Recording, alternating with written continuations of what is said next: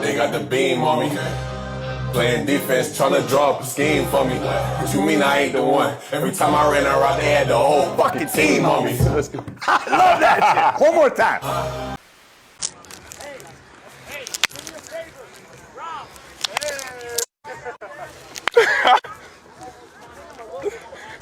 See, people don't really know about that Michael Jackson. On the sideline, Kyle. Yeah, guys, this happened right in front of me. C.D. Lamb was celebrating Jonathan Mingo getting behind his defender. He was so excited, he jumped in front of an official. Drill the ball. Holy smokes. They got a shot. He just kicked a 70-yard field goal. Are you kidding me? Crazy. I've never seen that. The NFL record. That would be an NFL record. This is the end of the first half. Holy smokes. That's unbelievable.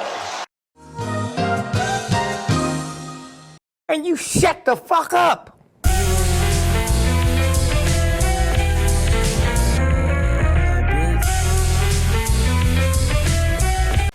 Eli Manning, the most unlikely villain in Tom Brady's perfect script, not once but twice the first time. February 3rd, 2008, Super Bowl 42. The New England Patriots are undefeated. 18-1 win away from immortality. Vegas has them as 12-point favorites. Enter Eli, the so-called other Manning. No MVPs, no headlines. Just a wild card quarterback riding a hot streak. Fourth quarter, Patriots lead 14-10, under 3 minutes left. Eli takes the snap on 3rd and 5. The pocket collapses, it's over, or is it? Eli escapes, somehow spins ducks, shrugs off 3 defenders and heaves it deep. David Tyree helmet catch 42 yards, a play so impossible it broke physics. Moments later, Eli hits Plaxico Burress in the end zone. Touchdown, Giants win 17-14, the Patriots' perfect season shattered. Fast forward 4 years, February 5th, 2012. Super Bowl 46, Patriots again, Giants again. Brady versus Manning, the rematch. This time, New England's favored by 2.5. The world expects revenge. What they get is a rerun. Late in the fourth, Giants down 17-15. Manning drops back, throws a perfect 38-yard strike to Mario Manningham along the sideline. Tightrope catch. One of the greatest throws in Super Bowl history. A few plays later, Ahmad Bradshaw accidentally falls into the end zone. Giants take the lead. 21-17. Brady gets one last shot, but the Hail Mary falls incomplete. 2 Super Bowls, 2 fourth-quarter comebacks, 2 heartbreaks for Tom Brady. Eli Manning didn't just beat the greatest quarterback of all time. He did it twice on the biggest stage as the underdog. As the chaos agent, Eli wasn't the best, he wasn't the flashiest, but when it came time to dethrone the king, he was perfect. Welcome to the Parlay Prick Network, where legends fall, dogs rise, and the beat never stop. It's January 16th, 2016. Divisional playoffs. The Arizona Cardinals are 7-point favorites over the Green Bay Packers. And for 59 minutes and 55 seconds, it's a total sweatfest. Green Bay can't move the ball. Aaron Rodgers is under siege, his best receivers are injured, Arizona's defense is clamping. If you bet Cardinals -7, you're sipping your drink, just hoping for a push. Life is good, until it isn't. Packers down 20-13. 55 seconds left. 4th and 20. On their own 4-yard line, that's not a typo. Their own 4. Rodgers takes the snap, steps back. Unleashes a moonball 60 yards. Who catches it? Jeff Janis. A guy you've never heard of unless you went to Saginaw Valley State game, still alive. Clock ticking. 5 seconds left. Final play, Rodgers rolls left, plants, fires a Hail Mary. The ball floats like it's never going to come down. And guess who's under it? Jeff Janis again. Touchdown, Packers tie the game 20-20. If you bet Arizona -7, you're screaming into a pillow that Hail Mary didn't just tie the game, it murdered your spread. Now we go to overtime. You pray Arizona wins by 6 or less and maybe you can sleep tonight. First play of OT, Carson Palmer rolls right. Finds Larry Fitzgerald wide open. He slices through the Packers D like a Ginsu knife 75 yards inside the 5-2 plays later. Shovel pass, Fitz scores, Cardinals win, final score 26-20. Arizona wins, Green Bay covers, Rodgers didn't win the game, but he ruined the spread. This wasn't just a comeback, it was a certified bad beat, one of the worst in NFL playoff history. If you had Packers +7, miracle. If you had Cardinals -7, misery. And if you ever bet against Aaron Rodgers in a playoff game, you knew better. Or you effed around and found out. Welcome to the Parlay Prick Network, where we don't forget the pain, we document it. Yes, sir, please. Yeah, it's for Piper. Where's your pantyhose at? You wearing a skirt. Where's your pantyhose at? Oh, another wise guy. Look in the top drawer of your wife's bedroom. February 1st, 2015, Super Bowl 49. The Seattle Seahawks are down by 4 with 26 seconds left on the clock. Second and goal from the 1-yard line. Everyone in the world expects the same thing. Give the ball to beast mode. Marshawn Lynch, one of the most unstoppable running backs in NFL history, had just bulldozed his way to the 1-yard line. The Patriots' defense is gassed. The end zone is in sight. Victory is within reach. And then Pete Carroll calls a pass play. Russell Wilson drops back, fires a quick slant over the middle, and it's intercepted by Malcolm Butler. Game over, season over, dynasty denied. It wasn't just a bad call. It was the worst play call in Super Bowl history. Pete Carroll didn't just lose the game, he threw it.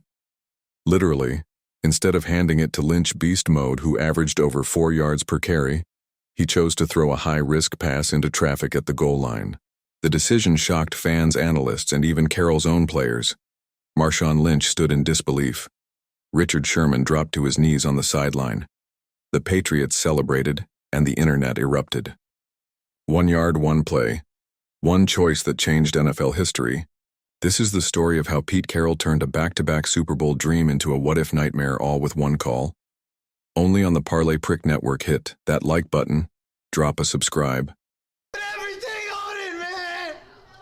I put my house payment on the goddamn Falcons! I'm homeless, man! They called it over, down 28-3. Midway through the third quarter of Super Bowl 51, the Atlanta Falcons were already popping champagne. But Tom Brady wasn't finished. The Patriots looked broken, outplayed, outcoached, embarrassed on the world's biggest stage. Julio Jones made one of the greatest sideline catches in Super Bowl history. Atlanta was ready to seal the game. But then, they didn't run the clock. They passed. They took a sack. They moved backwards, and they gave Brady a chance. With ice in his veins, Brady went to work. James White in the flat, Amendola across the middle, Julian Edelman with a miracle catch off a defender's shoe. The comeback was real. A 2-point conversion. Then another. Suddenly, tie game, 28-28. The first overtime in Super Bowl history. Patriots win the toss. Brady doesn't blink.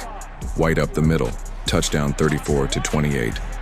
Final, from the biggest collapse to the greatest comeback, 28-3 became the scoreboard that haunts Atlanta forever and crowned Tom Brady the undisputed GOAT. Certain TV characters from my childhood completely shaped what I thought was cool and basically taught me how to be the man I am today. Gentlemen, which brings me to my next point. Don't smoke crack.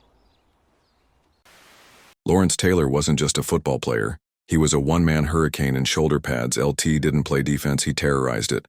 Offensive lines had nightmares about him. Quarterbacks begged their coaches to just take the sack and live to see another day. But here's the wildest part: a lot of that domination, it happened while he was high out of his mind.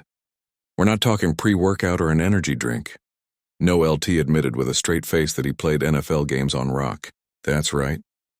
The most feared linebacker in the history of football was blitzing quarterbacks while blitzed himself. Taylor once said, "I've played games high.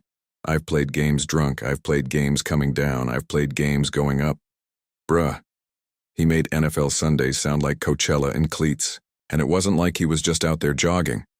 No, this man was destroying people, MVPs, franchise QBs, entire offensive game plans, all while running on fumes, adrenaline, and illegal substances.